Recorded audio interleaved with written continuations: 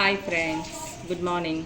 ఈరోజు నేను పులిహోర రెడీ చేస్తున్నాను. పులిహోరకు కావాల్సిన పదార్థాలు: మెంతులు, నువ్వులు, ధనియాలు, మిరియాలు, ఆవాలు.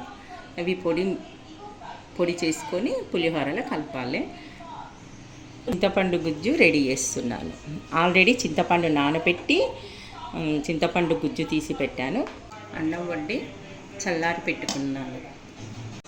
గుజ్జు చిక్కబడేటప్పుడు పసుపు, ఉప్పు 2 స్పూన్స్ ఉప్పు, కొద్దిగంత పసుపు వేసి, కొంచెం కరివేపాకు, స్పూన్నర బెల్లం, మెంతులు,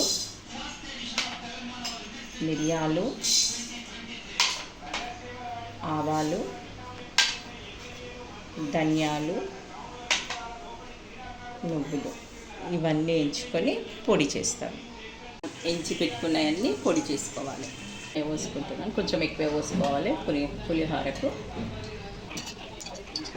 2 స్పూన్ల పల్లీలు వేసుకున్నా, 2 స్పూన్స్ మినపప్పు, 2 స్పూన్స్ శనగపప్పు, వట్టిమిర్చి,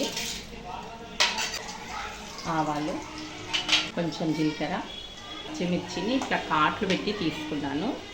ఎలా వేస్తే టేస్ట్ బాగుంటుంది, అంటే అన్నం తినేటప్పుడు కొరకనికే మంచిగా ఉంటుంది.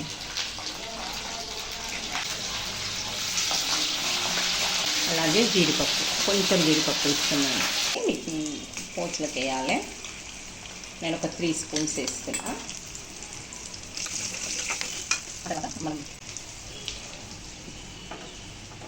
మనం ఈ గుజ్జుని ఇందులోకి వేసేయాలి.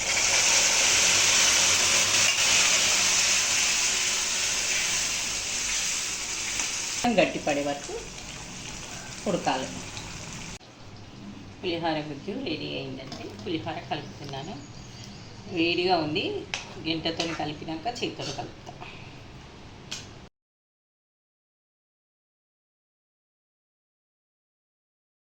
నేను మా కిచెన్ స్టైల్లో పులిహోర రెడీ.